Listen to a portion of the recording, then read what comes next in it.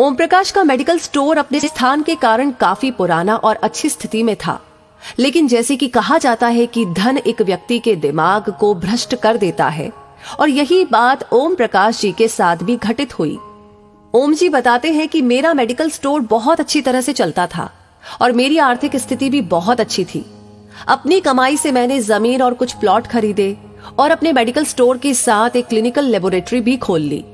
लेकिन मैं यहाँ झूठ नहीं बोलूंगा कि मैं एक बहुत ही लालची किस्म का आदमी था, क्योंकि मेडिकल फील्ड में 2 गुनी नहीं बल्कि कई गुना कमाई होती है। शायद ज्यादातर लोग इस बारे में नहीं जानते होंगे कि मेडिकल प्रोफेशन में 10 रुपए में आने वाली दवा आराम से 70 से 80 रुपए में बिक जाती है। लेकिन अगर कोई मुझसे कभी 2 रुपए भी कम करने को कहता तो मैं ग्राहक को मना कर देता। खैर, मैं हर किसी के बारे में बात नहीं कर रहा हूँ, सिर्फ अपनी बात कर रहा हूँ। साल 2008 में गर्मी के दिनों में एक बूढ़ा व्यक्ति मेरे स्टोर में आया। उसने मुझे डॉक्टर की पर्ची दी। मैंने दवा पढ़ी और उसे निकाल लिया। उस दवा का बिल 560 रुपए बन गया। उस बूढ़े ने अपनी सारी जेब खाली कर दी, लेकिन उसके पास कुल 180 रुपए थे। मैं उस समय बहुत ही गुस्से में था, क्योंकि मुझे काफी समय लगाकर उस बूढ़े व्यक्ति की दवा निकालनी पड़ी थी और ऊपर से उसके पास पर्याप्त पैसे भी नहीं थे। बूढ़ा दवा लेने से भी मना नहीं कर पा रहा था, शायद उसे दवा की सख्त जरूरत थी।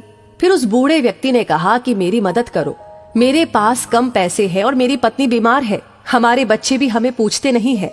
मैं अपनी पत्नी को इस तरह वृद्धावस्था में मरते हुए नहीं देख सकता।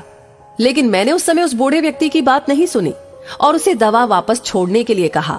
यहाँ पर मैं एक बात कहना चाहूंगा कि वास्तव में उस बूढ़े व्यक्ति की दवा की कुल राशि 120 रुपए ही बनती थी। अगर मैंने उससे 150 रुपए भी लिए होते तो भी मुझे 30 रुपए का मुनाफा ही होता।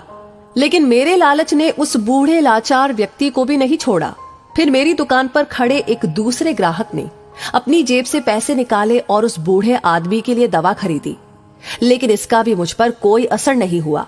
मैंने पैसे लिए और बूढ़े को दवाई दे दी। समय बीतता गया और साल 2009 आ गया। मेरे इकलौते बेटे को ब्रेन ट्यूमर हो गया। पहले तो हमें पता ही नहीं चला, लेकिन जब पता चला तो बेटा मृत्यु के कगार पर था। पैसा बहता रहा और लड़के की बीमारी खराब होती गई। प्लॉट बिक गया, जमीन बिक गई और आखिरकार मेडिकल स्टोर भी बिक गया। लेकिन मेरे बेटे की तबीयत बिल्कुल नहीं सुधरी। उसका ऑपरेशन भी हुआ और जब सब पैसा खत्म हो गया तो आखिरकार डॉक्टर्स ने मुझे अपने बेटे को घर ले जाने और उसकी सेवा करने के लिए कहा।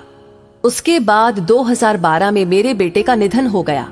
मैं जीवन भर कमाने के बाद भी उसे बचा नहीं सका। 2015 में मुझे भी लकवा मार गया और मुझे चोट भी लग गई। आज जब मेरी दवा आती है तो उन दवाओं पर खर्च किया गया पैसा मुझे काटता है, क्योंकि मैं उन दवाओं की वास्तविक कीमतों को जानता हूँ। एक दिन मैं कुछ दवाई लेने के लिए मेडिकल स्टोर पर गया और 100 रुपए का इंजेक्शन मुझे 700 रुपए में दिया गया। लेकिन उस समय मेरी जेब में 500 रुपए ही थे और इंजेक्शन के बिना ही मुझे मेडिकल स्टोर से वापस आना पड़ा। उस समय मुझे उस बूढ़े व्यक्ति की बहुत याद आई और मैं घर चला गया। मैं लोगों से कहना चाहता हूँ कि ठीक है कि हम सभी कमाने के लिए बैठे हैं, क्योंकि हर किसी के पास एक पेट है, लेकिन वैध तरीके से कमाए। गरीब लाचारों को लूट कर कमाई करना अच्छी बात नहीं है, क्योंकि नरक और स्वर्ग केवल इस धरती पर ही है, कहीं और नहीं। और आज मैं नरक भुगत रहा हूँ। पैसा हमेशा मदद नहीं करता, हमेशा ईश्वर के भय से चलो, उसका नियम अटल है। क्योंकि कई बार एक छोटा सा लालच भी हमें बहुत बड़े दुख में धकेल सकता है।